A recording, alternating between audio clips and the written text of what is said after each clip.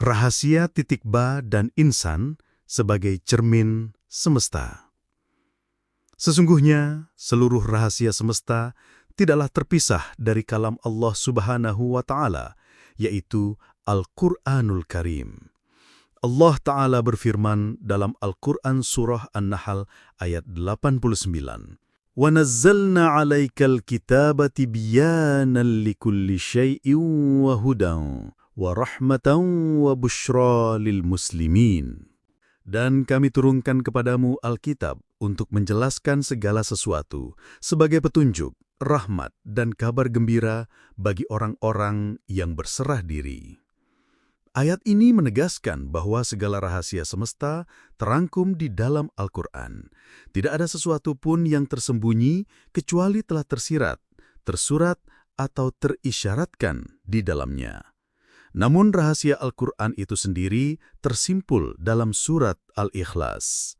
Rasulullah Shallallahu Alaihi Wasallam bersabda dalam sebuah hadits sahih riwayat Imam Bukhari, "Qul huwallahu ahad, ta'dilu thulutsal Qur'an." Surat Al-Ikhlas setara dengan sepertiga Al-Quran. Mengapa demikian? Karena Al-Ikhlas mengandung inti tauhid yang menjadi ruh dari seluruh ayat-ayat Al-Quran. Namun rahasia Al-Ikhlas itu tidak akan dapat dipahami tanpa kembali kepada Ummul Kitab, yaitu surat Al-Fatihah. Allah Ta'ala berfirman dalam Al-Quran Surah Al-Hijr ayat 87. وَلَقَدْ آتَيْنَاكَ سَبْعًا مِنَ الْمَثَانِي وَالْقُرْآنَ الْعَظِيمِ. Dan sungguh, kami telah berikan kepadamu 7 ayat yang diulang-ulang, Al-Fatihah, dan Al-Quran yang agung. Surat Al-Fatihah adalah induk dari seluruh Al-Quran, pembuka segala rahasia, dan pintu menuju pemahaman hakikat tauhid. Namun rahasia Al-Fatihah itu tersimpan dalam lafaz Bismillahirrahmanirrahim. Inilah kunci agung yang membuka tabir rahmat Allah. Nabi Muhammad SAW bersabda, sebagaimana diriwayatkan oleh Imam Tabrani, "Kullu amrin dzidalin la yubda'u fihi bi bismillah fahuwa aqta'." Setiap perkara penting yang tidak dimulai dengan bismillah, maka terputus berkahnya. Kalimat bismillah sendiri tersimpan rahasianya pada huruf ba. Para arif billah menjelaskan bahwa titik yang berada di bawah huruf ba adalah rahasia yang amat agung. Imam Ali bin Abi Thalib, karramallahu wajhah, pernah berkata, "Ana nuqtatul lati tahtal ba." Aku adalah titik yang berada di bawah huruf ba. Pernyataan ini bukanlah sekedar kalimat simbolik, melainkan isyarat bahwa segala rahasia ilmu, cahaya hakikat, dan ma'rifatullah berawal dari titik ba. Titik adalah asal mula bentuk, sedangkan ba adalah pintu turunnya kalam Allah. Maka dikatakan bahwa rahasia ba itu tersimpan dalam titiknya, dan rahasia titik itu berakhir pada alif. Alif adalah lambang tauhid, tegak lurus tanpa bengkok, menunjukkan keesaan Allah yang mutlak. Alif tiada berteman dan tiada berhajat, karena ia berdiri sendiri sebagaimana Allah berdiri dengan zatnya, qiyamuhu binafsih. Alif adalah isyarat la ilaha illallah, kalimat yang menjadi poros seluruh risalah kenabian. Allah Ta'ala berfirman dalam surah Muhammad ayat 19, "Fa'lam annahu la ilaha illallah." Maka ketahuilah bahwa tidak ada Tuhan selain Allah. Namun, rahasia alif itu pada hakikatnya bersemayam di dalam insan, sebab manusia adalah cermin Allah, khalifahnya di muka bumi, tempat tajalli sifat dan asma'nya. Allah Ta'ala berfirman dalam surah Al-Baqarah ayat 30, وَإِذْ قَالَ رَبُّكَ لِلْمَلَائِكَةِ إِنِّي جَاعِلٌ فِي الْأَرْضِ خَلِيفَةً. Ingatlah ketika Tuhanmu berfirman kepada para malaikat, sesungguhnya aku hendak menjadikan seorang khalifah di bumi. Insan menjadi wadah rahasia ilahi. Akan tetapi, rahasia insan itu sendiri terdapat pada batang tubuhnya. Tubuh manusia bukan sekedar jasad, melainkan himpunan rahasia ketuhanan. Mata adalah cermin dari basirah, telinga adalah wadah wahyu, lidah menjadi saluran zikir, hati adalah singhasana ma'rifat, dan seluruh anggota tubuh adalah saksi keesaan Allah. Rasulullah SAW bersabda dalam hadis riwayat Imam Muslim, "Innallaha la yanzuru ila suwarikum wala ila amwalikum, walakinnallaha yanzuru ila qulubikum wa a'malikum." Sesungguhnya, Allah tidak melihat rupa dan harta kalian, tetapi Allah melihat hati dan amal kalian. Maka, batang tubuh insan adalah kitab yang terbuka. Barang siapa mengenal dirinya, ia akan mengenal Tuhannya, sebagaimana sabda Nabi Muhammad SAW, "Man arafa nafsahu faqad arafa rabbahu." Barang siapa mengenal dirinya, sungguh ia telah mengenal Tuhannya. Dengan demikian, rangkaian rahasia ini tersusun indah. Rahasia semesta ada di dalam Al-Quran. Rahasia Al-Quran ada di dalam surat Al-Ikhlas. Rahasia Al-Ikhlas ada di dalam Al-Fatihah. Rahasia Al-Fatihah ada di dalam Bismillah. Rahasia Bismillah ada di dalam Ba. Rahasia Ba ada di dalam titik. Rahasia titik ada di dalam Alif. Rahasia Alif ada di dalam insan. Dan rahasia insan ada di dalam batang tubuhnya. Inilah jalan ma'rifat yang menunjukkan bahwa segala sesuatu bermula dari Allah dan kembali kepada Allah. Sebagaimana firman-Nya dalam surah Al-Baqarah ayat 156. Inna lillahi wa inna ilaihi raji'un. Sesungguhnya kita ini adalah milik Allah dan kepadanyalah kita kembali. Peta rahasia dari titik ba ke alif, dari Al-Quran ke insan, dari langit makna ke batang tubuh. Rangkaian rahasia yang Anda sebutkan adalah peta pulang ke asal, bahwa rahasia semesta terhimpun dalam Al-Quran. Rahasia Al-Quran tertumpu pada surat Al-Ikhlas. Rahasia Al-Ikhlas terurai melalui Ummul Kitab, yaitu Al-Fatihah. Rahasia Al-Fatihah termeterai dalam kalimat agung Bismillahirrahmanirrahim. Rahasia Bismillah terletak pada huruf Ba. Rahasia Ba berhenti pada titiknya. Rahasia titik menyatu pada Alif. Rahasia Alif berwujud pada insan. Dan rahasia insan terbaca pada batang tubuhnya. Allah Subhanahu wa Ta'ala menegaskan keluasan mushaf hakikat ini dalam surat An-Nahl ayat 89, "Wa nazzalna 'alaikal kitaba tibyanan likulli syai'in wa hudan wa rahmatan wa busra lil muslimin," yang berarti bahwa Al-Quran adalah penjelas setiap urusan. Lalu Allah Subhanahu wa Ta'ala menyingkap cara membaca tanda-tanda itu di cakrawala dan di diri kita sendiri. Surah Fusilat ayat 53, "Sanurihim ayatina fil afaki wa fi anfusihim." Sehingga jelas bahwa kosmos dan manusia adalah dua halaman dari satu kitab yang sama. Inti kitab itu adalah tauhid murni yang diringkas oleh surat Al-Ikhlas. Allah Subhanahu wa Ta'ala berfirman, "Qul huwallahu ahad, Allahus samad, lam yalid walam yulad, walam yakullahu kufuwan ahad." Dan Rasulullah SAW menegaskan kemuliaannya sebagai sepertiga Al-Quran karena ia menegakkan tajrid tauhid dan tanzih zat dari segala syabah. Akan tetapi, tauhid itu tidak sekadar konsep. Ia adalah zikir yang menghidupkan struktur batin Al-Fatihah. Al-Fatihah disebut 7 ayat yang diulang-ulang dan induk Al-Quran, "Walaqad atainaka sab'an minal mathani wal Qur'anal azim," dalam surah Al-Hijr ayat 87. Disinilah peta batin bekerja.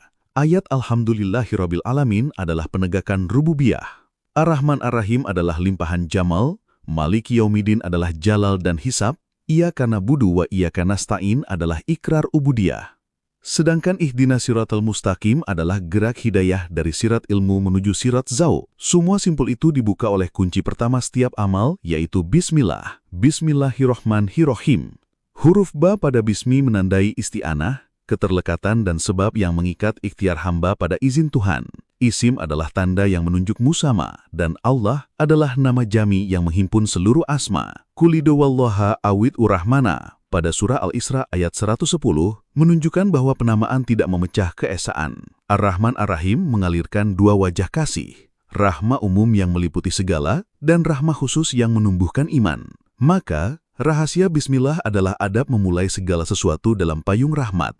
Sebagaimana sabda Rasulullah SAW yang masyhur di kalangan ulama, setiap perkara penting yang tidak diawali Bismillah terputus berkahnya. Dari sini, para arif masuk ke huruf. Ba adalah bejana, bentuknya melengkung seperti wadah penerima tajali, sedangkan titik di bawah ba adalah inti wujud yang minimal namun sempurna. Hikmah yang dinisbatkan kepada Sayyidina Ali karamallahu wajhaha, ana nuqtatu alati tahtal bai, dipahami para sufi sebagai isyarat bahwa kesadaran wali adalah kesadaran terhadap sumber keterbacaan segala makna. Titik. Titik itu ketika diregangkan, tegak menjadi alif. Alif adalah lambang ahadiyah, satu garis lurus tanpa cabang, isyarat tauhid yang tidak menanggung pasangan dan tidak membutuhkan penopang. Sebagaimana firman-Nya, Allahu Ahad, Allahu Samad, dalam surat Al-Ikhlas, dan Huwal Awal, Wal Akhir, Waz Zahir, Wal Batin, dalam surah Al-Hadid ayat 3. Alif itu adalah poros La ilaha illallah yang ditegaskan pada surat Muhammad ayat 19. Fa'lam annahu, La ilaha illallah. Ilmu yang harus menjadi zikir hingga ia berubah dari konsep menjadi penyaksian. Lalu, bagaimana rahasia alif jatuh di insan? Allah Subhanahu wa Ta'ala memuliakan manusia sebagai khalifah. Surah Al-Baqarah ayat 30, ini ja'ilun fil ardi khalifah, membentuknya dalam rupa seindah-indahnya. Surah Atin ayat 4, laqad halaqnal insana fi ahsani taqwim, mengajarinya nama-nama. Surah Al-Baqarah ayat 31, wa alama adamal asma'a kullaha, dan meniupkan kepadanya dari ruhnya. Surat Sad ayat 72, wa nafaqtu fihi min ruhi. Nama-nama itu adalah cermin asmanya sehingga insan menjadi lokus tajalih yang unik. Ia memantulkan nama yang menghidupkan, yang memberi rizki, yang maha halus, yang maha adil. Pada kadar amanah yang dipikulnya, Surah Al-Asab ayat 72, inna aratnal amanata. Oleh karena itu, rahasia insan dibaca pada batang tubuhnya, sebab tubuh adalah mushaf kauni, yang huruf-hurufnya adalah anggota, garis-garisnya adalah syariat yang menuntun, dan maknanya adalah tauhid yang menyinari. Lihatlah bagaimana tulang punggung tegak bagaikan alif, rongga dada melengkung seperti wadah ba, dan hati berposisi sebagai titik yang menghidupkan bacaan. Apabila titik itu bersih, kalimat menjadi hidup. Apabila titik itu kelam, bacaan menjadi sumbang. Rasulullah Shallallahu Alaihi Wasallam bersabda, dalam riwayat Imam Muslim, sesungguhnya Allah tidak memandang rupa dan harta kalian, tetapi memandang hati dan amal kalian. Hati adalah pelita yang disulut oleh nurun ala nur dalam surah An-Nur ayat 35, sementara seluruh anggota akan bersaksi atas apa yang kita serap dan kita pancarkan. Al-yawma nakhtimu ala afwahihim wa tukallimuna aydihim dalam surah Yasin ayat 65. Maka membaca batang tubuh adalah membaca kitab diri. Iqra' kitabak dalam surah Al-Isra ayat 14. Dengan lensa ini, martabat hakikat dapat dipahami tanpa menafikan batas syariat. Pada martabat ahadiyah, rahasia titik adalah ketiadaan ta'ayyun. Tiada selain dia, mata akal tunduk pada tanzih. Laisa kamitslihi syai' dalam surah Asy-Syura ayat 11. Pada martabat wahdah, alif tampil sebagai ta'ayyun awal menghimpun seluruh nama di bawah lafal Allah. Pada martabat wahidiyah, nama dan sifat mulai menampakkan skema rahmat dan keadilan. Pada alam arwah, ruh-ruh disiapkan untuk menerima amanah. Pada alam mithal, pola-pola makna berwajah rupa. Pada alam ajsam, huruf-huruf menjadi badan dan hukum. Puncaknya pada alam insan kamil, di mana semua martabat berkumpul dan kembali, sehingga manusia yang beradab menjadi cermin yang jernih, bukan cermin yang retak. Disinilah sabda tentang ihsan memperoleh tubuhnya. Ketika Jibril bertanya tentang ihsan, Rasulullah SAW menjawab, engkau beribadah kepada Allah seakan-akan engkau melihatnya. Jika engkau tidak melihatnya, maka sesungguhnya dia melihatmu. Ihsan adalah seni menjaga titik di hati agar jernih, sehingga garis alif tetap lurus dan bejana ba tidak tumpah. Jalan praktisnya adalah memulai setiap gerak dengan bismillah, merawat niat yang tulus, innamal a'malu binniyat, menegakkan zikir, la ilaha illallah hingga turun menjadi rasa, memperbanyak solawat kepada Nabi Muhammad SAW sebagai pemegang kunci basmalah dan pembuka rahmat, memakmurkan tilawah Al-Fatihah dan Al-Ikhlas dengan hudur, menjaga halal haram agar huruf-huruf tubuh tidak berkhianat, dan bermuraqabah di sekujur anggota agar setiap gerak menjadi huruf yang benar pada mushaf amal. Maka terbaca jelas rangkaiannya. Titik adalah benih ma'rifat, alif adalah tegak tauhid, ba adalah adab menerima, bismillah adalah cara bertolak, Al-Fatihah adalah peta, Al-Ikhlas adalah nafas, Al-Quran adalah samudra, insan adalah dermaga, dan batang tubuh adalah kitab kerja. Ketika semua ini dipelihara, barulah terjelma hakikat yang diajarkan Al-Quran. Wa nahnu aqrabu ilaihi min hablil warid, dalam surah Qaf ayat 16, kedekatan yang tidak memerlukan jarak, namun wajib dihadiri dengan adab. Pada akhirnya, siapa yang membaca tubuhnya dengan huruf-huruf adab, ia akan membaca dunia dengan ayat-ayat rahmat. Siapa yang menjaga titiknya tetap jernih, ia akan melihat di setiap huruf hanya alif yang satu. Dan siapa yang menegakkan alif di batinnya, ia akan mengembalikan seluruh bacaan kepada Allah Subhanahu wa Ta'ala semata. Inna lillahi wa inna ilaihi raji'un. Dan hidupnya menjadi tafsir berjalan atas kalamnya. Pendalaman lanjutan dari titik ba ke alif, martabat, mekanika tajali, dan praktek makrifat. Saya lanjutkan dengan pendalaman lebih jauh, menjabarkan martabat-martabat batin yang menghubungkan huruf-huruf suci dengan wujud insan, menjelaskan mekanika tajali atau penampakan ketika bacaan Al-Quran mengalir dari titik kecil sampai menjadi tegak alif dalam diri, lalu menyertakan penjelasan ayat dan hadis yang relevan serta petunjuk praktek yang aman dan beradab. Semua angka saya tulis dengan huruf tanpa singkatan. Martabat-martabat hakikat, uraian terperinci. Para arif membagi perjalanan ma'rifat menjadi beberapa martabat atau tingkatan, setidaknya 7 corak besar yang dapat kita gunakan sebagai peta batin. Di bawah ini, tiap martabat saya jelaskan dengan hubungan simbolis terhadap huruf ba, titik, alif, dan batang tubuh insan. 1. Martabat ahadiyah, zat yang Maha Esa, dasar alif. Pada martabat ini, alif tampil sebagai simbol ahadiyah, satu yang tidak berpasangan, tidak terbandingkan, di luar segala ta'yin. Di sini makna huruf hilang sebagai huruf karena yang tampak hanyalah zat. Ayat yang menguatkan perspektif ini adalah pernyataan tanzih, laisa kamitslihi syai'un, surat Asy-Syura ayat 11. Tafsir. Pada tingkat terdalam, wujud yang disaksikan bukanlah banyak, melainkan tunggalitas yang melingkupi segala nama. 2. Martabat wahdah, tajali nama dan sifat. Peralihan titik menuju garis.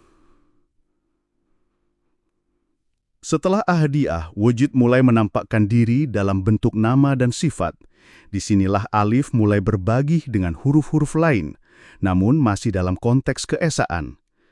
Titik yang menjadi pusat kemungkinan kini menjelma menjadi huruf yang membawa manfaat nama-nama ilahi. Di sisi manusia, ini berkaitan dengan ruh yang mulai mengenal dan mencerminkan asma. 3. Martabat wahidiyah, struktur kosmis nama, wajah alam. Wahidiyah memuat pola relasi antara nama dan ciptaan. Bagaimana asma-asma nyata bekerja pada tataran kosmis. Di sini ba sebagai bejana menerima tajali. Titik menjadi pusat yang menentukan corak manifestasi. Dalam tubuh, ini berkaitan dengan organ-organ yang menjadi wadah munculnya sifat-sifat ilahi. Dada sebagai wadah rahmah, kepala sebagai pusat ilmu, dan sebagainya bukan secara literal mengaburkan ciptaan, tetapi sebagai simbol fungsi rupa batin. 4. Alam arwah, dunia ruh, dimensi ruhani manusia. Alam arwah ialah ranah di mana ruh-ruh berinteraksi dengan asma sebelum turunnya ke jasad. Di sini Nur Alif menjadi cahaya ruh, dan titik adalah titik temu antara ruh dan qol. Ayat wa nafahtu fihi min ruhi, surat Shad ayat 72, memberi isyarat bahwa ada nafas ilahi dalam insan, sumber kesadaran yang harus dijaga. 5. Alam mithal atau alam imajinal, bentuk-bentuk makna. Alam mithal adalah tempat bentuk-bentuk bayangan yang menampakkan hakikat menjadi wujud terbayang. Dalam tafsir tasawuf tradisional, inilah dunia di mana huruf-huruf menjadi citra dan disinilah batin memaknai huruf ba, titik, alif sebagai wujud bentuk. 6. Alam ajsam, alam jasad, tubuh sebagai mushaf. Di alam ini, huruf-huruf menjadi anggota badan, batang tubuh, tulang punggung, rongga dada, dan hati menjadi bacaan. Tulang punggung menyerupai alif, tegak, rongga dada memegang peran ba, wadah, dan nafas. Titik berpusat pada qalb. Innallaha la yanzuru illa suwarikum wala il amwalikum, walakin yanzuru ila qulubikum wa a'malikum. Hadis diriwayatkan oleh Imam Muslim menegaskan prioritas bukti batin terhadap bukti lahir. 7. Insan kamil, puncak kembalinya tajalli.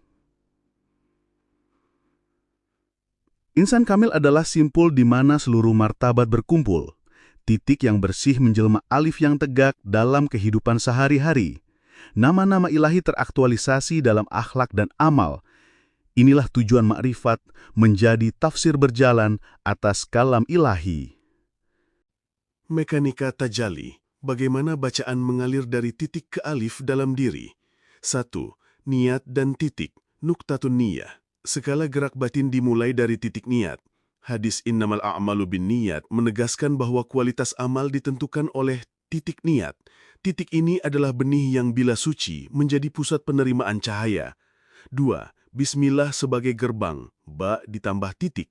Melalui basmalah titik mendapat nama, ba membuka wadah.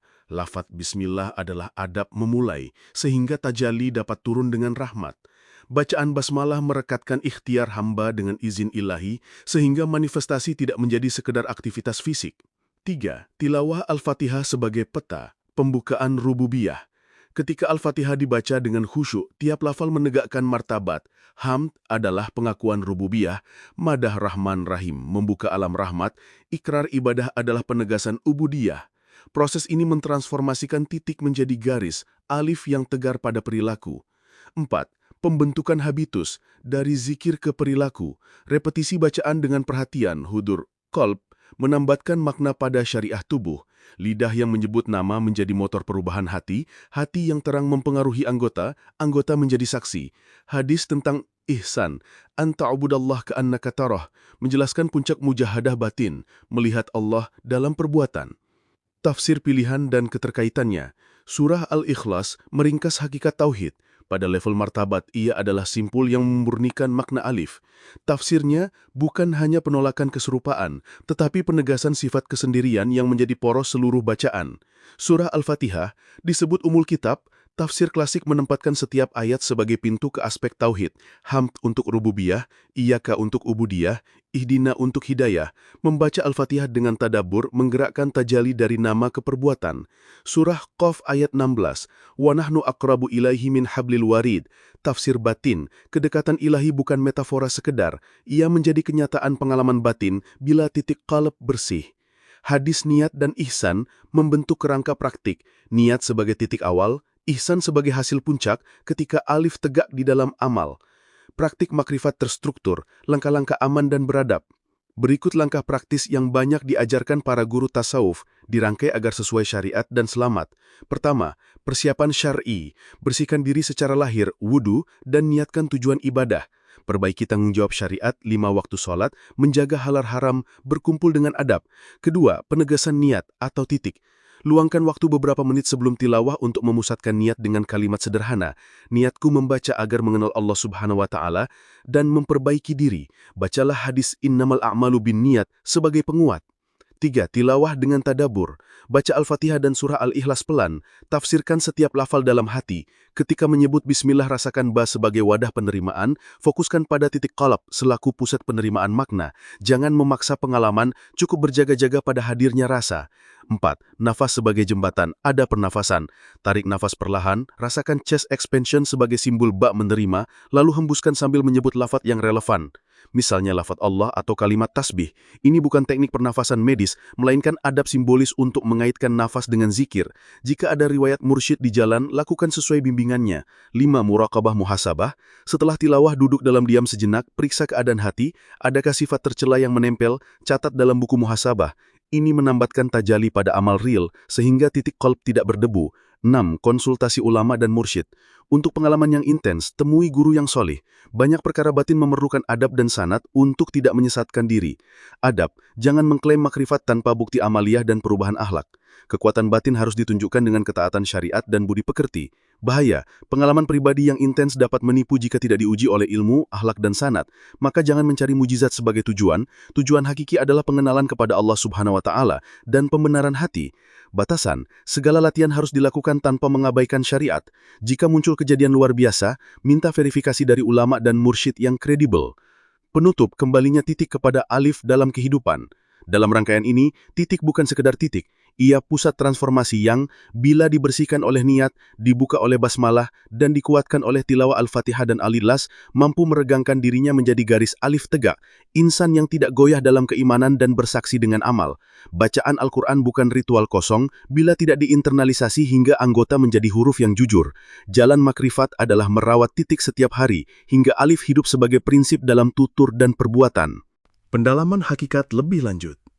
Mekanika tajali dari titik ba ke alif, tahap lanjutan. Baik, saya melanjutkan dengan pendalaman yang lebih mendalam lagi. Menjabarkan secara hermeneutik, psikospiritual dan praktis bagaimana titik di bawah huruf ba menjadi pusat lahirnya alif batiniah dalam diri insan. Bagaimana tiap martabat bekerja dari dalam sampai tampak oleh anggota tubuh, dan langkah-langkah latihan lanjutan yang beradab, bertahap, dan berpegang pada syariat. Saya susun agar bisa dibaca sebagai satu kesatuan utuh. Tafsir, hadis, dan rujukan spiritual saya cantumkan secara hati-hati, dan semua angka saya tulis dengan huruf sesuai permintaan Anda. I. Dalam-dalam tentang simbol, ba, titik, alif. 3 modus tajali dari titik ba ke alif, tahap lanjutan. Sebelum praktik, pahami kembali fungsi simbolisnya dalam mode yang lebih teknis. Ba, al-ba'u, modal relasi dan wadah. Sebagai huruf prefik bi, ba menunjukkan sebab, keterikatan, dan cara. Bismillahi, bukan sekedar lafaz pembuka, ia menautkan setiap perbuatan kepada nama yang mengizinkan. Dalam kosmologi maknawi, ba adalah lengkung bejana, menampung cahaya agar dapat berbentuk. Secara psikologis, ba berhubungan dengan kemampuan menerima, dada, rongga pernafasan, dan sikap penyerahan atau isti'anah. Titik atau an-nuqtoh adalah pusat kepadatan, titik niat. Titik adalah dimensi 0, biji segala bentuk. Disinilah niat tinggal, kecil, tak terlihat, namun menentukan seluruh penggandaan makna. Para guru tasawuf menggambarkan nuqtoh sebagai titik qalb, pusat yang bila suci memungkinkan cahaya turun. Pada tataran epistemik, titik adalah potensi murni sebelum transformasi menjadi huruf, manifestasi nama. Alif atau al-alif adalah garis qiyam, manifestasi ahadiyah. Alif adalah tegak, garis tunggal yang melambangkan qiyam Allah, ketegakan, kemandirian zat. Ketika titik memanjang menjadi garis, terjadi peralihan dari potensi menjadi realisasi, satu yang menyebarkan nama-namanya tanpa kehilangan kesatuan. Dalam tubuh, alif berwujud sebagai punggung tegak, keteguhan niat yang memengaruhi seluruh amal. 2. Mekanika tajali, bagaimana proses nyata berlangsung di dalam jiwa dan tubuh. Berikut uraian proses dari yang paling halus hingga tampak, dengan fokus fenomena batin yang perlu dipahami. 1. Pembersihan titik, tahap kasat lahir, muhasabah dan taubat. Sebelum cahaya turun, titik harus bersih. Dosa kecil, kebiasaan buruk, dan kerancuan niat menjadi debu yang menutupi titik. Maka, muhasabah harian, taubat yang sungguh, dan pemeliharaan syariat adalah fondasi. 2. Penambatan nama melalui basmalah, aktualisasi hubungan. Basmalah meletakkan nama pada titik. Niat tidak lagi abstrak, karena diberi label, dibacakan dengan hati. Di sini ba berfungsi. Nafas dan dada mengikat bacaan pada tubuh, sehingga bacaan tidak hanya di lidah. 3. Gerak tilawah tadabur, amplifikasi makna. Tilawah yang khusyuk menempelkan makna ayat pada titik sampai titik bergetar. Getaran ini jika konsisten akan meregang dan membentuk garis perhatian yang teguh, alif. Al-Fatihah dan Al-Ikhlas menjadi peta karena mereka menyusun kembali pemahaman rububiyah, ubudiyah, dan ahadiyah. 4. Transformasi habitual, inkulturasi makna ke anggota. Ketika kolop meneruskan cahaya, anggota menjadi huruf yang menulis amal. Misalnya, lidah menjadi huruf yang menyingkap asma melalui zikir. Tangan menjadi huruf amal, mata menjadi huruf basirah. Proses ini butuh repetisi sadar sehingga makna tertanam, habitus. 5. Tegaknya alif, stabilitas spiritual. Alif batin adalah hasil, keseimbangan antara kesadaran ahadiyah dan fungsi jamali atau jalali nama-nama ilahi dalam hidup. Tanda lahir, ketabahan dalam ujian, kepekaan terhadap hakikat, dan karya dan akhlak yang konsisten. III. Tafsir pilihan yang mendukung proses, ayat dan hadis sebagai alat bekerja. Saya tidak akan memaknai ayat hadis di luar konteks syariat, namun menempatkannya sebagai petunjuk praktis. Wa nazalna 'alaikal kitaba tibyanan likulli syai'in. Ayat ini menunjuk bahwa kegiatan tilawah dan tadabur adalah sarana untuk membuka rahasia-rahasia alam dan jiwa. Al-Quran berfungsi sebagai instrumen pembacaan kosmos dan hati. Surat Al-Ikhlas sebagai konsentrasi ahadiyah. Membaca dan merenungkannya memurnikan niat, sehingga titik diperkecil menjadi satu-satunya fokus. Dalam praktik, mengulang dengan tadabur mempermudah titik jatuh pada satu arah. Hadis nihayah, hadis mengenai niat, innamal a'malu binniyati. Titik niat menentukan kualitas seluruh transformasi. Tanpa niat yang benar, proses tajali tidak menuju keirifan. Hadis tentang ihsan, anta budallaha ka'annaka tarahu. Ini adalah indikator alif mukamal, keadaan batin yang membuat setiap gerak seperti pertemuan nyata dengan zat. Sumber-sumber hadis dan tafsir harus selalu diverifikasi dengan kitab-kitab hadis dan tafsir klasik. Bila Anda mau, saya bisa menulis daftar rujukan yang lebih rinci dari tafsir-tafsir klasik dan sanad hadis. 4. Martabat-martabat kembali secara lebih operasional dan bagaimana berlatih pada tiap martabat. Kita perinci tiap martabat menjadi target latihan. Martabat ahadiyah, tahap pembebasan konsep, latihan kontemplasi singkat pada lafaz huwallahu ahad sambil tarik napas perlahan selama beberapa kali, tafakur pada makna tidak ada bandingan. Tujuan, mengurangi identifikasi yang memecah, ana, hawa, ego. Martabat wahdah, tajali asma, latihan pemanggilan asma-asma dengan tafakur terarah, misalnya sebut Ar-Rahman sambil merasakan kasih yang meluap di dada, selaraskan dinamika pernapasan. Tujuan, membuat nama-nama ilahi menjadi resonansi batin.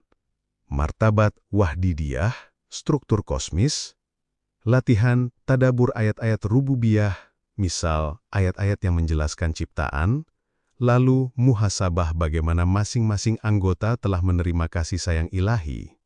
Tujuan, melihat kerja asma dalam dunia. Alam arwah dan mithal, tingkat imajinal. Latihan muraqabah malam hari, duduk diam selepas sholat malam, biarkan gambaran simbolik muncul, lalu jangan melekat. Catat bila ada isyarat yang memperbaiki akhlak. Tujuan, membedakan pengalaman nyata dari ilusi. Alam ajsam dan insan kamil, aplikasi pada tubuh dan hidup. Latihan, praktik zikir terstruktur yang memadukan basmalah, al-ikhlas, dan salawat hingga muncul transformasi perilaku. Muhasabah mingguan. Tujuan, memastikan tajali menjadi amal nyata. 5. Latihan harian tingkat lanjut, contoh program singkat yang bisa dijalankan. Berikut rencana harian yang sistematis, bisa dimodifikasi sesuai syariat dan kondisi. Pagi, sebelum aktivitas utama, wudu, niat ringkas tentang tujuan hari, baca Al-Fatihah dengan tadabur, fokus pada Alhamdulillah sebagai pembukaan dada, 10 menit. Siang, saat jeda, tilawah pendek, misal Al-Ikhlas 3 kali, tiap baca awali dengan Bismillah dan rasakan titik di qalb, tarik napas penuh sebagai penegasan ba, 5 hingga 10 menit. Sore, setelah ibadah wajib, muhasabah singkat, catat satu kekurangan yang tampak di anggota, bahasa lidah, pandangan mata, perbuatan tangan. Mohon ampun. Malam, sebelum tidur, muraqabah duduk tenang, ulangi kalimat ihsan atau salawat dengan penuh khidmat, tutup dengan niat pembaruan titik, 10 hingga 20 menit. Catatan, angka-angka durasi saya tulis sebagai kata untuk menjaga konsistensi, sesuaikan dengan kemampuan.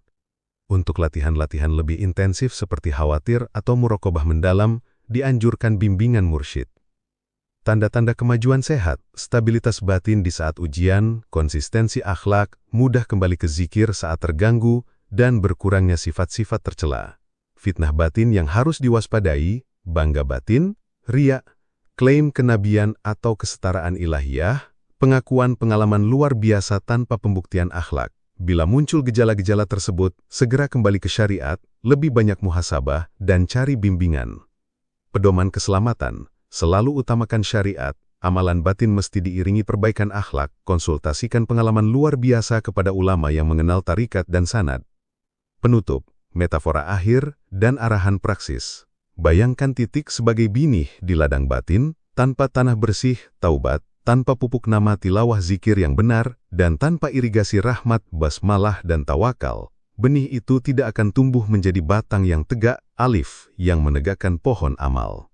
Jalan makrifat bukan pelarian dari dunia, melainkan pembentukan manusianya, supaya dunia itu tertafsir dengan bacaan ilahi. Setiap huruf anggota menjadi saksi. Martabat-martabat kembali secara lebih operasional dan bagaimana berlatih pada tiap martabat. Kita perinci tiap martabat menjadi target latihan. Martabat ahadiyah, tahap pembebasan konsep. Latihan, kontemplasi singkat pada lafaz Huwallahu Ahad, sambil tarik napas perlahan selama beberapa kali. Tafakur pada makna tidak ada bandingan.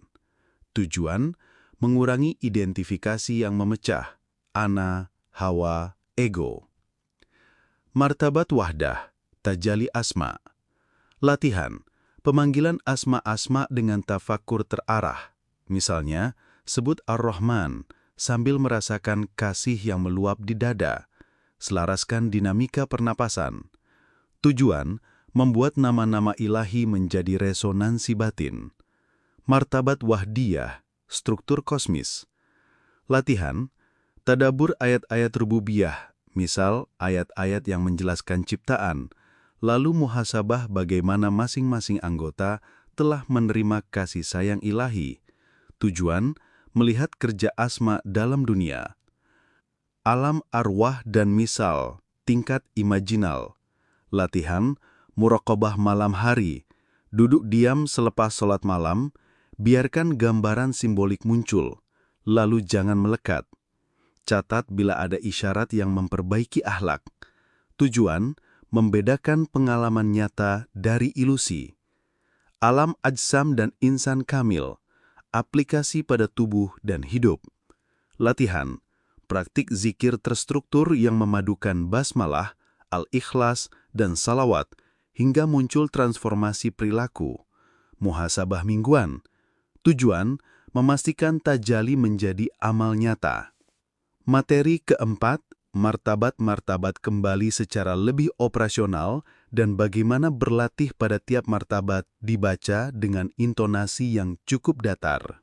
Materi kelima, latihan harian tingkat lanjut dibaca dengan intonasi lebih berirama.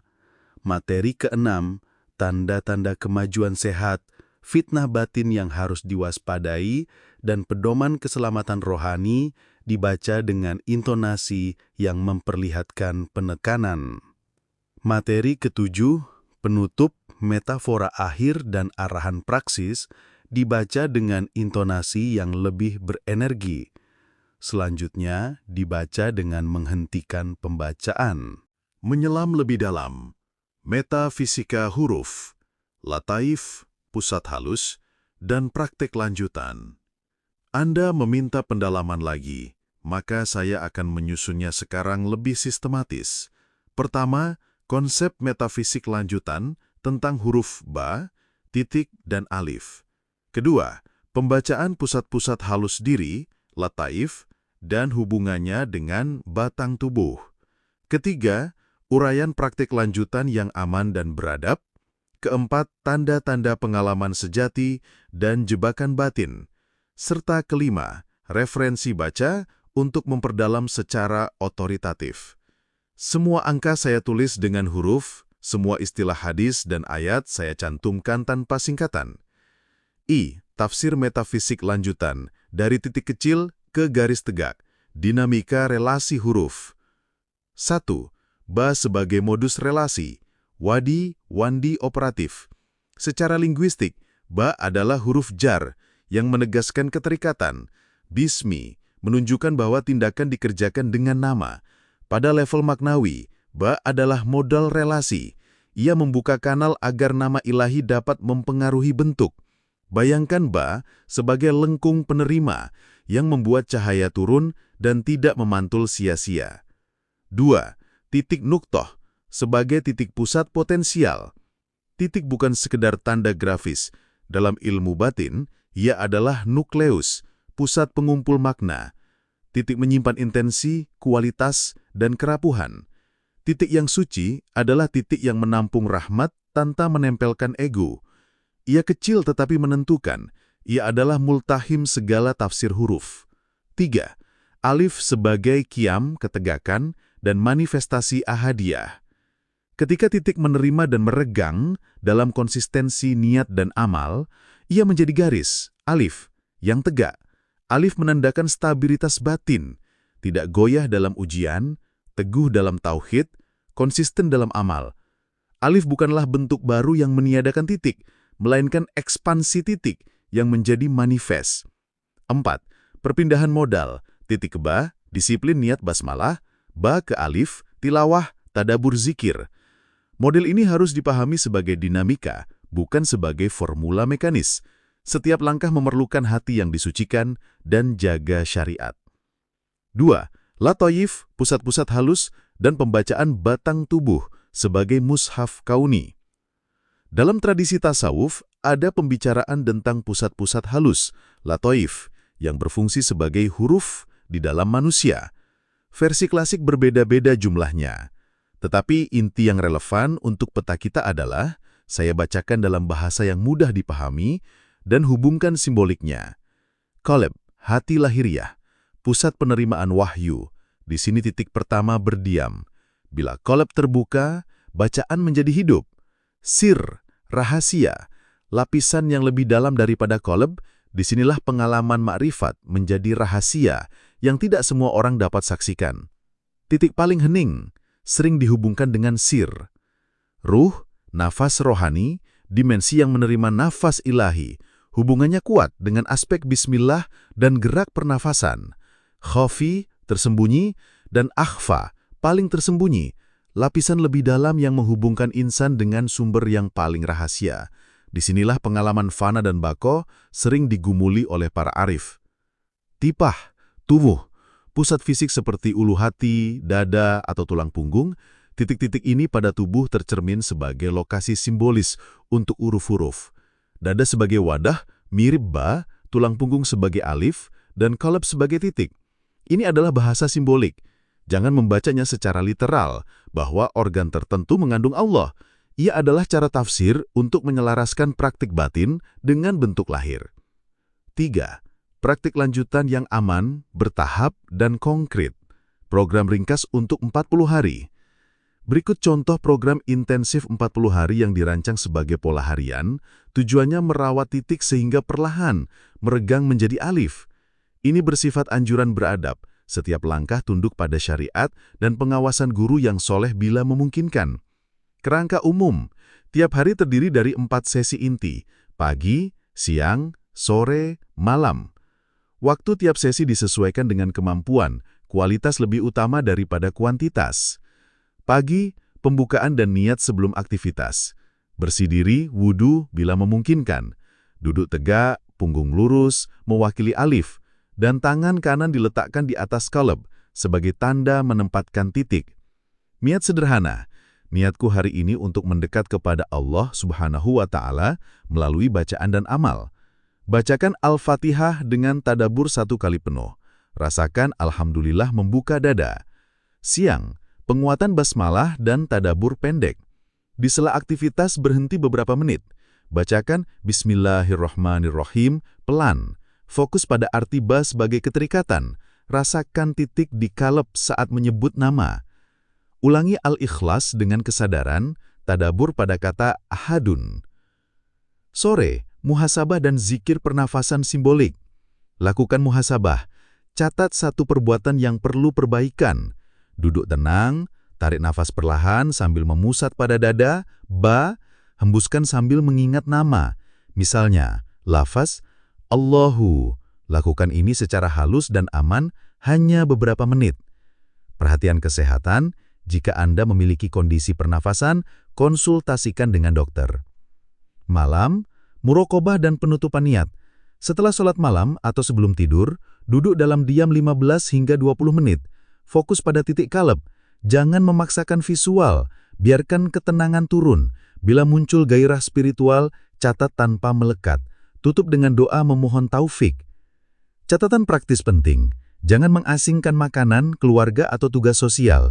Ma'rifat harus menggembleng akhlak sekaligus amal. Bila muncul pengalaman luar biasa, penglihatan, suara, atau kerasukan perasaan ekstrim, segera laporkan kepada guru yang alim atau ulama, agar diuji, jangan deklar kesucian diri. Bila tidak ada guru, cukup jalankan pola di atas dengan penguatan syariat, sholat tepat waktu, menepati kewajiban, banyak membaca Al-Quran. Tanda-tanda kemajuan sejati dan fitnah bakin, apa yang dicari dan apa yang dihindari. Tanda kemajuan yang sehat, konsistensi akhlak, meningkatnya kesabaran, rendah hati, kebaikan terhadap orang lain, ketenangan dalam ujian. Saat cobaan datang, hati tidak mudah gelisah, mudah kembali kepada zikir, meskipun terganggu, cepat sadar dan kembali. Muhasabah yang jujur, mampu melihat kesalahan sendiri dan memperbaikinya tanpa pembelaan ego.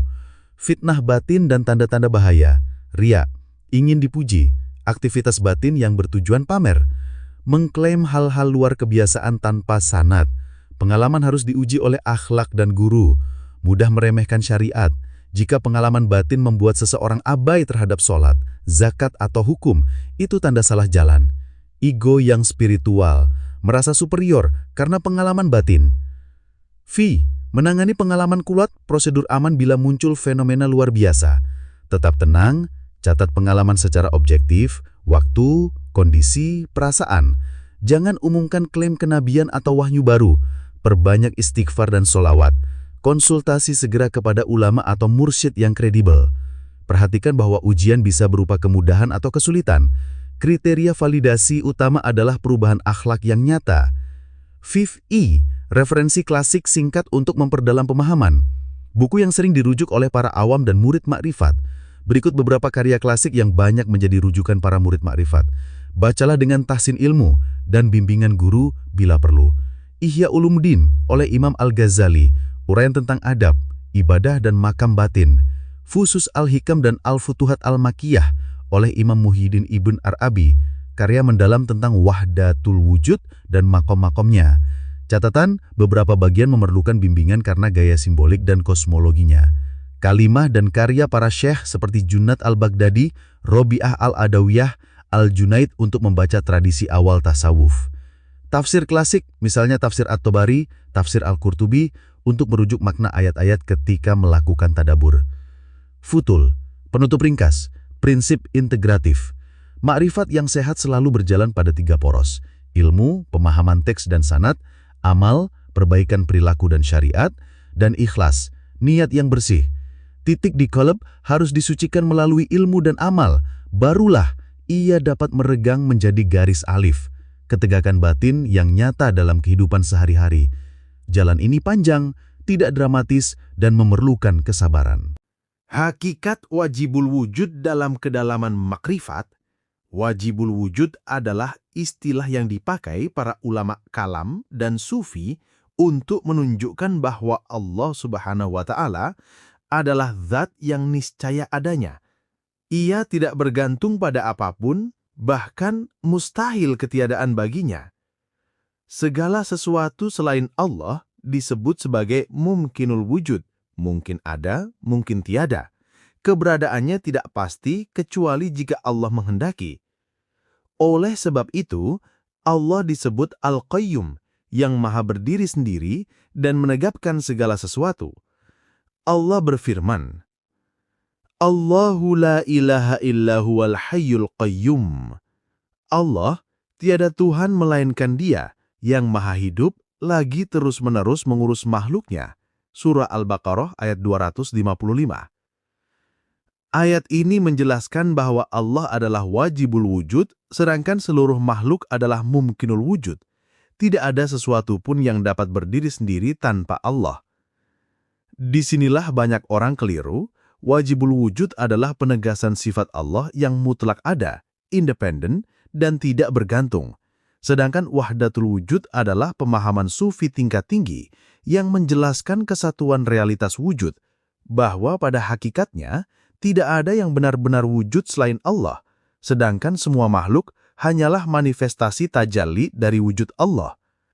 Namun, harus dipahami bahwa wahdatul wujud bukan berarti menyamakan Allah dengan makhluk, bukan pula mengatakan makhluk itu Allah. Akan tetapi, ia merupakan penyaksian batin bahwa segala wujud selain Allah tidak memiliki kemandirian. Makhluk hanyalah bayangan dari cahaya wujud Allah. Sebagaimana dikatakan dalam Al-Quran, Kullu man 'alaiha fanin, wa yabqa wajhu rabbika dzul jalali wal ikram. Semua yang ada di bumi itu akan binasa, dan tetap kekal wajah Tuhanmu yang mempunyai kebesaran dan kemuliaan. Surah Ar-Rahman ayat 27. Ayat ini adalah landasan bahwa wujud hakiki hanyalah Allah, sedangkan makhluk hanyalah sementara, bergantung, bahkan akan lenyap.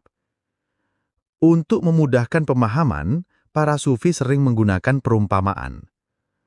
Allah sebagai matahari, makhluk sebagai cahayanya. Cahaya tampak, tetapi hakikatnya berasal dari matahari. Allah sebagai lautan, makhluk sebagai ombaknya. Ombak terlihat berbeda-beda bentuknya, tetapi pada hakikatnya tidak terpisah dari lautan. Namun, harus diingat, semua analogi tidak pernah sempurna untuk menggambarkan hakikat Allah. Sebab, Allah Maha Suci dari segala penyerupaan. Firman Allah, Laisa kamitslihi syai' wa huwas sami'ul basir. Tidak ada sesuatu pun yang serupa dengan Dia, dan Dia Maha mendengar, lagi Maha melihat. Bagi para ulama, memahami wajibul wujud cukup dengan ilmu akal dan dalil nakli. Tetapi bagi para arif billah, harus sampai pada penyaksian batin atau musyahadah. Ma'rifat bukan hanya mengetahui bahwa Allah adalah wajibul wujud, tetapi menyaksikan bahwa tiada wujud kecuali Allah. Inilah puncak dari tauhid wujudiyah. Hadis Qudsi menyebutkan, Kuntu kanzan mahfiyan, fa'ahbabtu an u'rafa fa khalaqatul khalqa fa bi'arafuni. Aku adalah perbendaharaan yang tersembunyi, maka aku mencintai untuk dikenal, maka aku ciptakan makhluk, lalu denganku mereka mengenalku. Hadis ini menjelaskan bahwa penciptaan seluruh makhluk adalah jalan untuk mengenal Allah, namun hakikatnya, makhluk itu tidak lain adalah manifestasi dari tajalli Allah. Baik, mari kita lanjutkan lebih dalam lagi. Jika kita renungi hakikat nama Allah sebagai Ism Dzat, nama yang menunjuk langsung kepada keberadaan, maka kita akan memahami bahwa nama bukan sekedar lambang atau suara. Nama adalah penyingkap wujud. Contoh sederhana, ketika engkau menyebut matahari, yang hadir dalam benakmu bukan hanya bunyi kata, melainkan hadir pula gambaran cahaya dan panas yang menyinari. Begitu pula ketika engkau menyebut air, yang terlintas adalah sifatnya yang menyejukkan dan menghilangkan dahaga. Demikian pula ketika engkau menyebut Allah. maka sesungguhnya engkau sedang dipanggil untuk menyaksikan wujudnya yang nyata di seluruh jagat raya, bukan hanya sekedar melafalkan bunyi tanpa kesadaran. Allah Subhanahu wa Ta'ala berfirman, Huwal awwalu wal akhiru wal zahiru wal batinu wa huwa bikulli syai'in alim. Dialah yang awal dan yang akhir, yang zahir dan yang batin, dan Dia Maha mengetahui segala sesuatu. Surah Al-Hadid ayat 3. Ayat ini menunjukkan bahwa nama Allah bukan sekedar kata, melainkan penunjuk pada keberadaan yang mencakup awal, akhir, zahir, dan batin. Dengan menyebut nama Allah, hakikatnya engkau dipanggil untuk mengenal Dia pada seluruh dimensi kehidupan, pada awal kejadianmu, pada akhir perjalananmu, pada zahirmu yang nampak, hingga pada batinmu yang tersembunyi. Lebih dalam lagi, para arif billah menegaskan bahwa nama Allah adalah pintu menuju penyaksian zat. Nama adalah jalan, bukan tujuan. Tujuannya adalah ma'rifat, yaitu penyaksian hakikat bahwa tiada sesuatu pun selain Dia. Dalam hadis qudsi, Allah berfirman, Ana inda dhanni abdi bi wa ana ma'ahu idza dzakarani. Aku sesuai dengan prasangka hambaku kepadaku dan aku bersamanya ketika ia mengingatku. Hadis riwayat Bukhari dan Muslim. Hadis ini menyingkap bahwa ketika seorang hamba menyebut nama Allah dengan hatinya yang hadir, maka ia tidak hanya melafalkan tetapi sedang berjumpa dengan yang bernama. Zikir bukan hanya suara lidah, melainkan pintu kehadiran Allah dalam kolbu. Oleh karena itu, memahami nama Allah haruslah melampaui pemahaman lahiriah semata. Jika seseorang hanya mengerti bahwa Allah adalah sekedar bunyi kata dalam bahasa Arab, maka ia belum masuk pada hakikat. Tetapi bila ia memahami bahwa nama itu menunjuk pada zat yang maha mutlak, maka setiap kali nama itu disebut, ia tersentuh oleh kehadiran Allah. Hakikat inilah yang ditegaskan dalam firman Allah. Allahu la ilaha illa huwa lahul asma'ul husna. Allah tidak ada Tuhan selain Dia, baginya nama-nama yang terbaik, Asma'ul Husna. Perhatikan, Allah menegaskan bahwa seluruh nama indah itu miliknya. Tetapi nama tertinggi yang menghimpun seluruh sifat adalah nama Allah itu sendiri. Sebab nama Allah mencakup jama', yaitu keseluruhan, sedangkan Asma'ul Husna adalah tafsil, yaitu rincian. Dengan kata lain, ketika engkau menyebut Ya Rahman, engkau sedang menyaksikan kasih sayangnya. Ketika engkau menyebut Ya Alim, engkau menyaksikan ilmunya. Tetapi ketika engkau menyebut Allah, maka sesungguhnya engkau sedang menyebut keseluruhan, yaitu zat yang memiliki seluruh sifat dan perbuatan. Maka para ahli hakikat menyebut bahwa nama Allah adalah tajalli zat, cermin tempat segala sifat dan af'alnya terangkum. Inilah mengapa Rasulullah SAW mengajarkan doa-doanya dengan menyebut nama Allah terlebih dahulu, Allahumma. Karena pada nama itu tersimpan kekuatan penyaksian seluruh sifatnya. Pertanyaannya sekarang adalah, apakah nama Allah hanya sekedar bunyi di lidah, ataukah ia menjadi cahaya yang menerangi batinmu? Inilah letak rahasia ilmu ma'rifat. Jika kita masuk lebih jauh ke dalam hakikat wajibul wujud, maka kita akan menemukan bahwa semua sifat kesempurnaan yang disandarkan kepada Allah Subhanahu wa Ta'ala bukanlah sifat yang diperoleh atau yang datang kemudian, melainkan sifat yang melekat pada zatnya sejak azali, tanpa permulaan dan tanpa akhir. Allah tidak mungkin berubah dari tidak memiliki menjadi memiliki, atau dari kekurangan menuju kesempurnaan, karena itu menyalahi makna wajib baginya. Contohnya, Allah Maha Hidup. Kehidupan Allah tidak seperti kehidupan makhluk yang bergantung pada ruh, pada jantung yang berdetak, pada aliran darah, pada udara yang dihirup, atau pada jasad yang bisa rusak.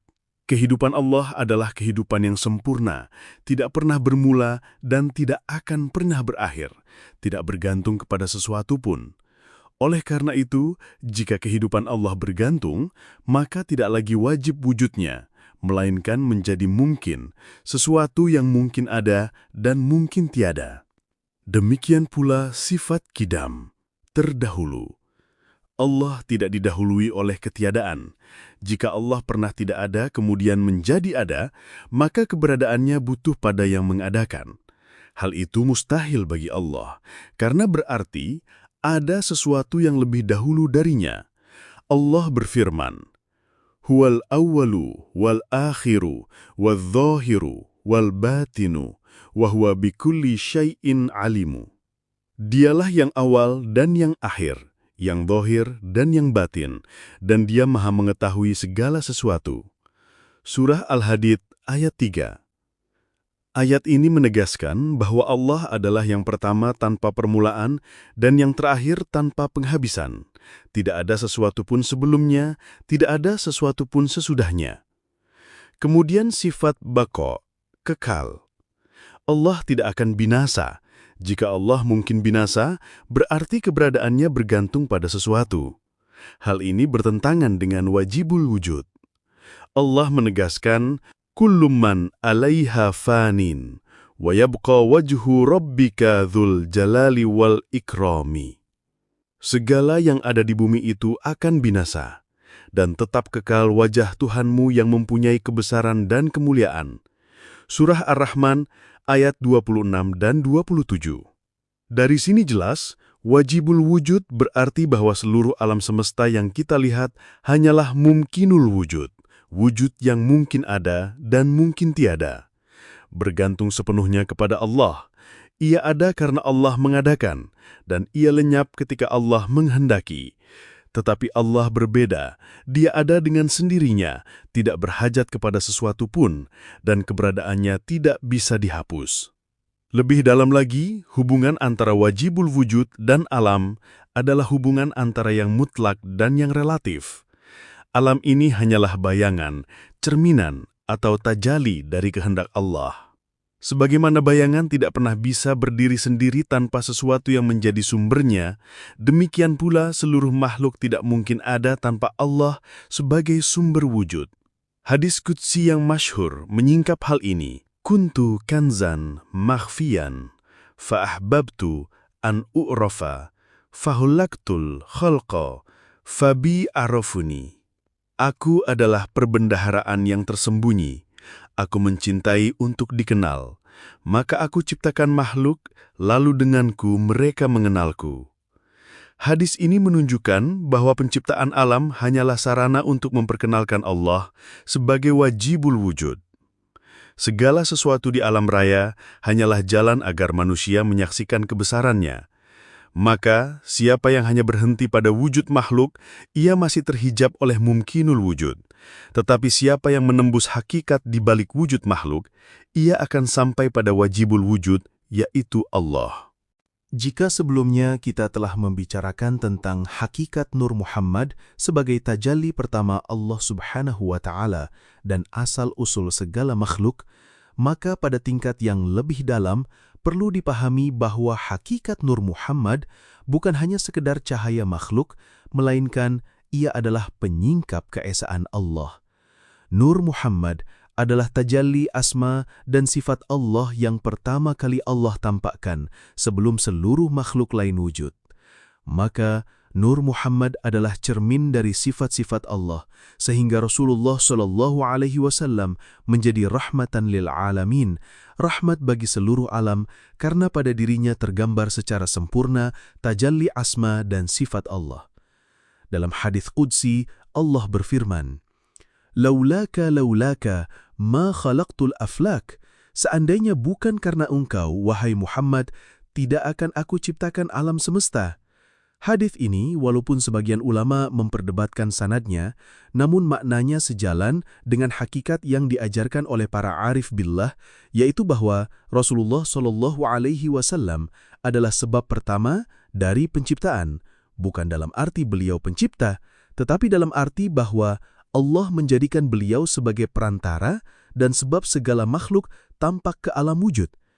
Maka, Nur Muhammad adalah cermin dari sifat-sifat Allah, sehingga Rasulullah SAW menjadi rahmatan lil alamin, rahmat bagi seluruh alam karena pada dirinya tergambar secara sempurna tajalli asma dan sifat Allah. Dalam hal ini, Allah Subhanahu wa Ta'ala berfirman dalam surah An-Nur ayat 35, Allahu nurus samawati wal ard. مثل نوره كمشكاة فيها مصباح المصباح في زجاجة الزجاجة كأنها كوكب دري يوقد من شجرة مباركة زيتونة ولا شرقية ولا غربية يكاد زيتها يضيء ولو لم تمسسه نور على نور يهدي الله لنوره من يشاء ويضرب الله الأمثال للناس والله بكل شيء عليم. Artinya, Allah adalah cahaya langit dan bumi. Perumpamaan cahayanya adalah seperti sebuah lubang yang tak tembus, yang di dalamnya ada pelita besar. Pelita itu berada dalam kaca. Kaca itu seakan-akan bintang yang bercahaya seperti mutiara, yang dinyalakan dengan minyak dari pohon yang diberkahi, yaitu pohon zaitun yang tumbuh tidak di timur dan tidak pula di barat, yang minyaknya saja hampir-hampir menerangi walaupun tidak disentur api. Cahaya di atas cahaya, Allah memberi petunjuk kepada cahayanya bagi siapa yang Dia kehendaki. Dan Allah membuat perumpamaan-perumpamaan bagi manusia, dan Allah Maha mengetahui segala sesuatu. Ayat ini adalah isyarat ma'rifat bahwa cahaya Allah adalah hakikat kehidupan dan penggerak alam semesta. Cahaya itu menurun kepada para nabi dan puncaknya berada pada Rasulullah Muhammad SAW. Maka Rasulullah adalah cahaya di atas cahaya, karena beliau adalah penjelmaan paling sempurna dari cahaya Allah di alam syahadah. Makna lebih dalam lagi, Nur Muhammad adalah Ruh Al-Qudus yang menjadi rahasia dari segala ruh. Ruh manusia, hakikatnya berasal dari pancaran Nur Muhammad, karena Nur Muhammad adalah perantara Allah meniupkan ruh ke jasad Adam. Oleh sebab itu, semua ruh manusia sebenarnya memiliki ikatan dengan Nur Muhammad. Itulah sebabnya Rasulullah SAW bersabda, Ana min nurillah, wal mu'minuna min nuri. Aku berasal dari cahaya Allah, dan orang-orang beriman berasal dari cahayaku. Hadis ini memberi pemahaman makrifat bahwa manusia yang beriman sebenarnya adalah cabang dari Nur Muhammad. Maka semakin seseorang mensucikan dirinya dengan zikir, solat, taubat dan ibadah, semakin kuat cahayanya tersambung dengan Nur Muhammad. Oleh sebab itu, makrifat Nur Muhammad bukan hanya konsep metafisika tentang asal-usul penciptaan, tetapi juga jalan rohani untuk kembali kepada Allah. Barang siapa ingin mengenal Allah, maka ia harus terlebih dahulu mengenal Rasulullah, karena Rasulullah adalah pintu menuju Allah. Allah Subhanahu wa Ta'ala berfirman dalam surah Al-Imran ayat 31. Qul in kuntum tuhibbunallah fattabi'uni yuhibbukumullahu wa yaghfir lakum dzunubakum wallahu ghafurur rahim. Artinya, katakanlah wahai Muhammad, jika kamu mencintai Allah, ikutilah aku. Niscaya Allah mencintaimu dan mengampuni dosa-dosamu. Allah Maha Pengampun lagi Maha Penyayang. Ayat ini adalah kunci. Jalan menuju Allah hanyalah melalui Rasulullah SAW. Setelah kita memahami bahwa hakikat Allah Subhanahu wa Ta'ala adalah wajibul wujud, tidak bermula dan tidak berakhir, tidak serupa dengan makhluk, tidak bertempat dan tidak diliputi ruang serta waktu, maka disinilah letak makrifat yang paling agung. Sebab mengenal Allah bukanlah sekadar mengenal nama, bukan pula sebatas mengetahui sifat-sifat secara teoritis, melainkan penyaksian hati yang menyingkap tabir antara hamba dengan Tuhannya.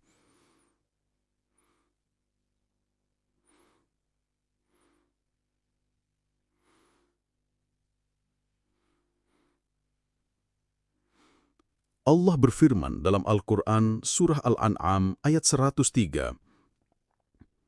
La tudrikuhul absaru wa huwa yudrikul absara wa huwal latiful khabir. Penglihatan mata tidak dapat mencapainya, dan dialah yang mencapai segala penglihatan, dan dia maha halus, lagi maha mengetahui.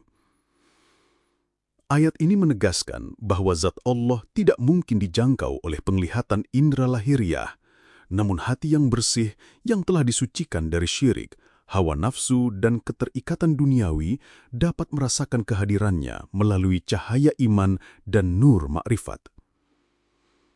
Rasulullah SAW bersabda dalam sebuah hadis yang diriwayatkan oleh Imam Muslim, "Inna Allah la yanzuru ila ajsadikum wala ila suwarikum, walakin yanzuru ila qulubikum."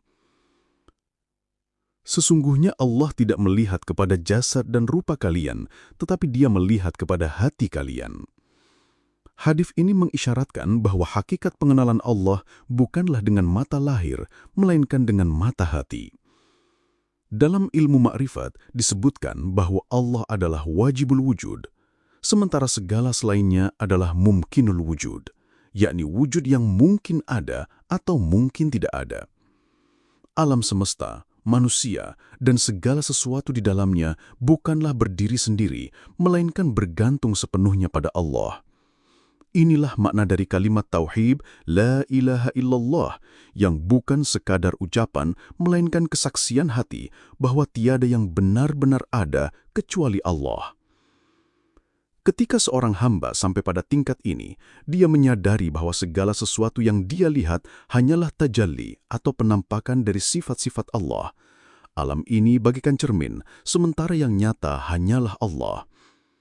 Sebagaimana firman-Nya dalam surah Al-Hadid ayat 3, "Huwal awwalu wal akhiru wal zahiru wal batin, wa huwa bikulli syai'in alim." Dialah yang awal dan yang akhir, yang zahir dan yang batin, dan Dia maha mengetahui segala sesuatu. Ayat ini merupakan salah satu puncak dari pemahaman tauhid. Awalmu adalah Allah, akhir hidupmu kembali kepada Allah. Segala yang tampak adalah tanda-tanda Allah, dan segala yang tersembunyi pun berada dalam ilmu Allah. Namun penting sekali untuk dipahami, penyaksian makrifat ini tidak boleh membawa seorang hamba terjerumus dalam penyamaan atau tashbih antara Allah dengan makhluknya.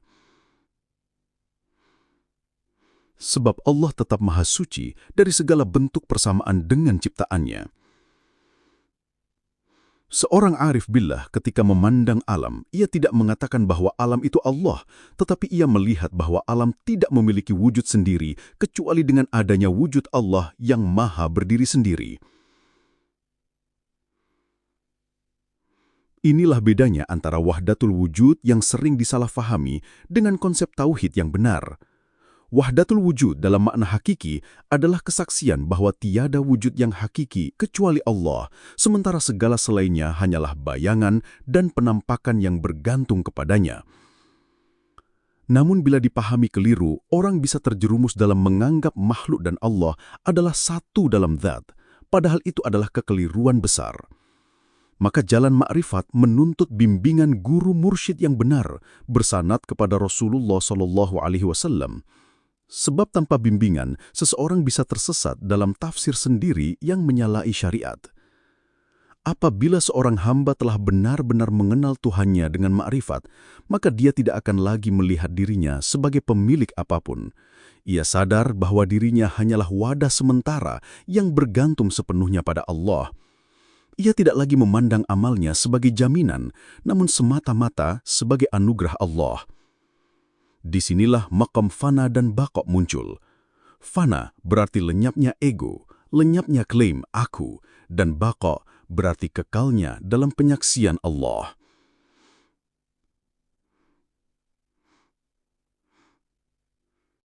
Allah berfirman dalam Al-Quran surah Al-Qasas ayat 88, "Kullu syai'in halikun illa wajhahu, lahul hukmu wa ilaihi turja'un." Segala sesuatu akan binasa kecuali wajahnya, baginyalah segala ketentuan, dan hanya kepadanyalah kalian dikembalikan. Ayat ini menjadi puncak pemahaman makrifat bahwa tiada yang kekal kecuali Allah. segala wujud makhluk hanyalah pinjaman, sementara yang hakiki hanyalah Dia. Setelah kita memahami bahwa hakikat Nur Muhammad adalah tajalli pertama dari Allah Subhanahu wa Ta'ala, maka pada titik ini kita memasuki kedalaman ma'rifat yang semakin halus. Nur Muhammad bukanlah cahaya seperti cahaya matahari atau bulan, melainkan hakikat cahaya yang menjadi asal dari segala cahaya. Sebagaimana firman Allah Subhanahu wa Ta'ala, Allahu nurus samawati wal ard. Allah adalah cahaya langit dan bumi. Surat An-Nur ayat 35. Ayat ini menunjukkan bahwa cahaya Allah adalah asal dari seluruh cahaya yang pernah tampak. Maka, Nur Muhammad adalah pancaran pertama yang menerima limpahan cahaya dari Allah, lalu dari nur itu memancar semua ciptaan. Karena itu, Rasulullah SAW bersabda, Awwalu ma khalaqallahu nuri. Yang pertama kali Allah ciptakan adalah nurku. Hadis riwayat Abdur Razzaq diriwayatkan juga oleh Imam Al-Baihaqi. Namun di sini kita harus hati-hati sebab ketika dikatakan menciptakan nur, jangan dipahami seperti menciptakan benda atau makhluk jasmani. Hakikat Nur Muhammad adalah pancaran sifat wujud Allah yang tampak dalam bentuk nur yang pertama. Ia bukan makhluk dalam pengertian biasa, tetapi juga bukan Allah dalam datnya, melainkan perantara tajalli, yakni penampakan pertama dari Allah yang darinya kemudian terzohir semua makhluk. Hakikat ini bisa dipahami melalui 4 tingkatan. Pertama, Allah adalah zat yang maha mutlak, tidak bisa digambarkan, tidak bisa diserupakan, tidak bisa dijangkau oleh pikiran. Pada tahap ini, belum ada nama, belum ada sifat, belum ada ciptaan. Kedua, Allah menampakkan dirinya dalam tajalli pertama, yaitu Nur Muhammad. Inilah asal-usul segala rahasia. Pada tahap ini, Allah sudah menampakkan wujud cahayanya, tetapi belum dalam bentuk ciptaan yang beraneka. Ketiga, dari Nur Muhammad terzolir nama-nama dan sifat-sifat Allah. Lalu, dari nama dan sifat itu, memancar segala bentuk alam, langit, bumi, manusia, jin, malaikat, serta seluruh makhluk. Keempat, semua kembali kepada Allah melalui Nur Muhammad pula. Oleh sebab itu, Rasulullah SAW adalah pintu ma'rifat kepada Allah. Barang siapa mengenal beliau dengan hakikat nurnya, maka ia akan sampai kepada Allah. Inilah maksud dari sabda beliau, Man ra'ani faqad ra'al haq. Barang siapa melihat aku, maka sungguh ia melihat al-haq, yakni Allah. Hadis riwayat At-Tirmizi. Maksud hadis ini bukan melihat jasad Rasulullah semata, tetapi melihat hakikat nur beliau.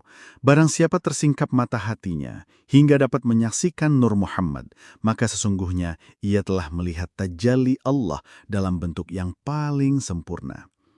Maka Nur Muhammad adalah rahmat terbesar bagi seluruh alam. Ia adalah wasilah, jalan, perantara, sekaligus cermin tempat Allah memperlihatkan dirinya.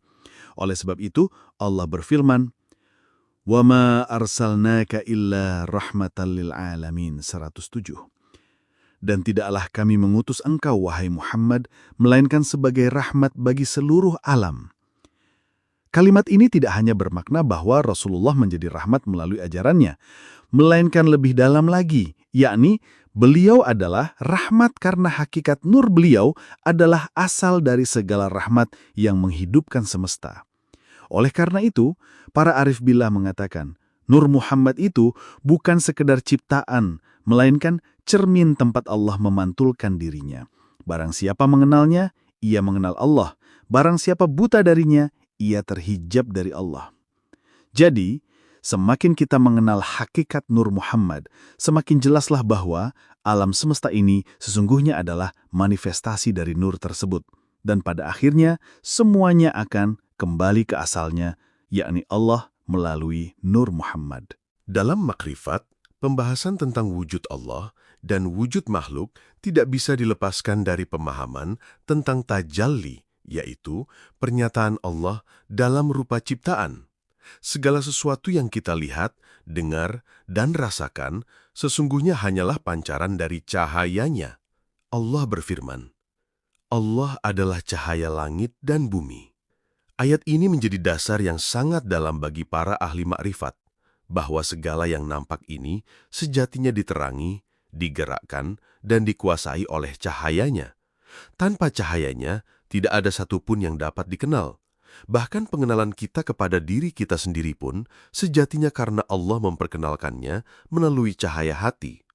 Hakikat nama dan wujud. Kita sudah membicarakan bahwa setiap nama pasti menunjukkan adanya wujud. Nama Allah adalah nama yang menghimpun seluruh kesempurnaan. Maka, ketika seseorang menyebut nama Allah, sebenarnya ia sedang mengarahkan kesadarannya kepada zat yang tidak bisa dibandingkan dengan apapun. Namun, para ahli makrifat menjelaskan bahwa nama itu adalah jalan untuk sampai kepada yang bernama, bukan sekedar lafal di bibir. Contoh sederhana, jika kita menyebut matahari, maka yang kita maksud bukan huruf-huruf M, A, T, A, H, A, R, I, melainkan benda bercahaya yang menyinari bumi. Demikian pula, saat kita menyebut Allah, yang dituju bukan sekedar rangkaian huruf alif, lam, ha, melainkan zat yang maha ada. Maka, orang yang hanya berhenti pada lafal belum sampai. Tetapi orang yang menyaksikan makna di balik lafal itulah yang disebut arif billah. Allah lebih nyata daripada segala yang nyata. Disinilah muncul rahasia besar, bahwa wujud Allah itu lebih nyata daripada wujud makhluk. Namun mengapa manusia sering merasa makhluk lebih nyata? Karena pandangan mata terhijab oleh bentuk, warna, dan rupa. Padahal semuanya hanyalah penampakan sementara. Rasulullah Shallallahu Alaihi Wasallam bersabda dalam hadits qudsi, "Aku adalah perbendaharaan yang tersembunyi. Aku ingin dikenal, maka aku ciptakan makhluk agar mereka mengenalku." Artinya, makhluk hanyalah cermin untuk menyatakan keindahan dan kesempurnaan Allah. Bila seseorang melihat makhluk lalu berhenti pada makhluk, ia hanya melihat pantulan. Tetapi bila ia melihat makhluk lalu menembusnya kepada yang memantulkan, maka ia mengenal Allah. Syahadat dan kesaksian wujud. Inilah sebabnya kalimat syahadat memiliki kedalaman yang luar biasa. La ilaha illallahu. Tiada Tuhan selain Allah. Syahadat bukan hanya ucapan melainkan penyaksian bahwa selain Allah tidak memiliki hakikat wujud. Semua wujud selain Allah hanyalah bayangan yang bergantung pada cahaya.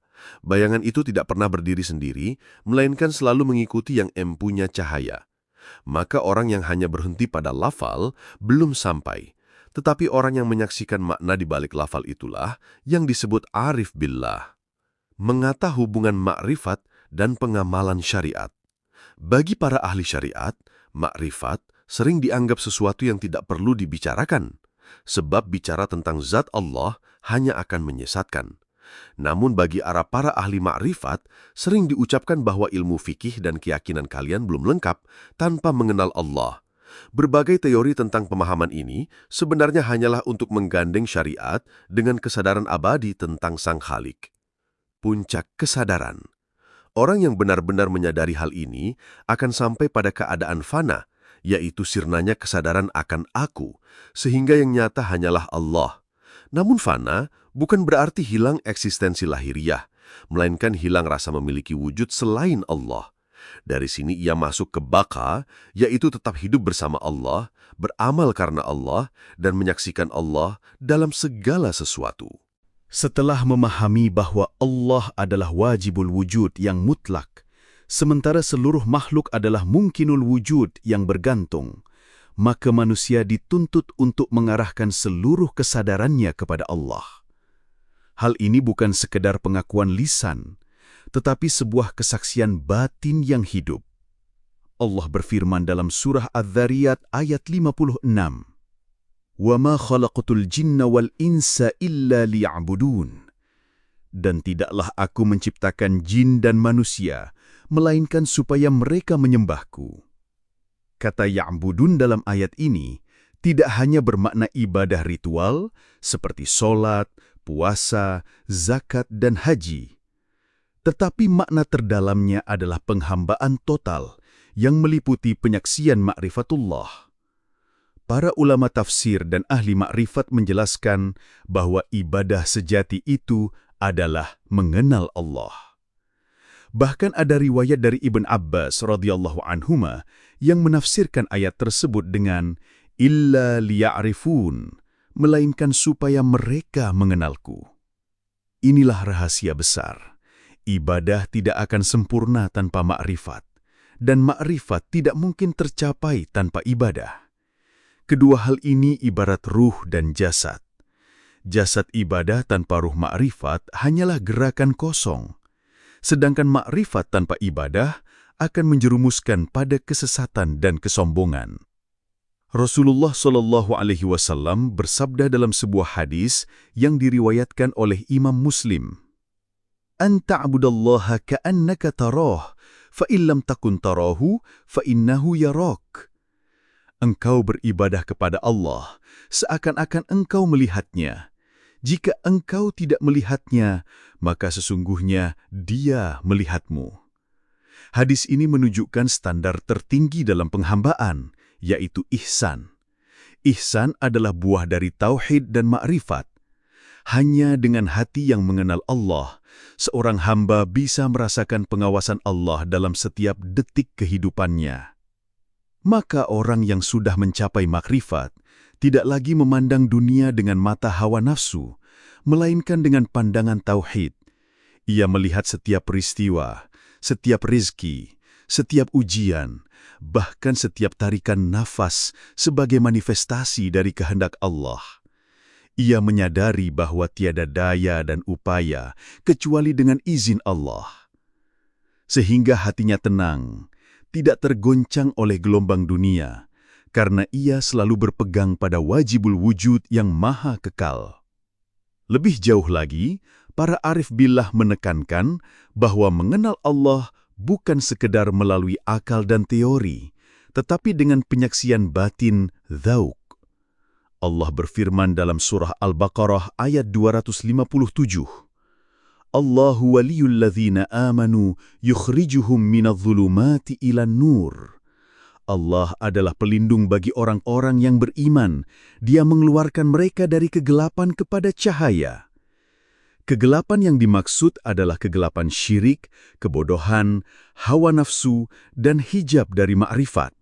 Sedangkan cahaya adalah cahaya tauhid, cahaya iman, dan cahaya penyaksian hakikat Allah. Ma'rifatullah ini bukan hanya menyinari hati, tetapi juga memancarkan akhlak mulia. Rasulullah SAW adalah teladan yang paling sempurna. Beliau mengenal Allah dengan makrifat yang paling tinggi, sehingga seluruh akhlak beliau menjadi cerminan dari cahaya Allah. Aisyah radhiyallahu anha berkata, "Kana khuluquhul Qur'an." Akhlak beliau adalah Al-Qur'an.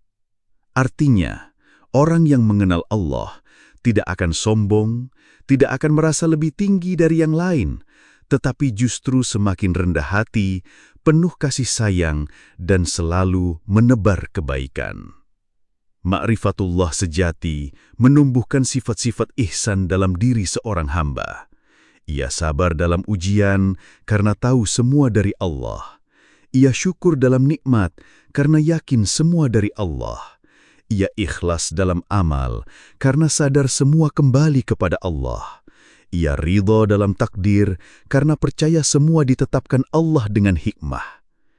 Inilah tanda bahwa makrifat sudah meresap ke dalam jiwa, bukan sekedar pengetahuan di lidah. Segala uraian panjang lebar tentang hakikat wajibul wujud dan wahdatul wujud bermuara pada satu kesimpulan besar.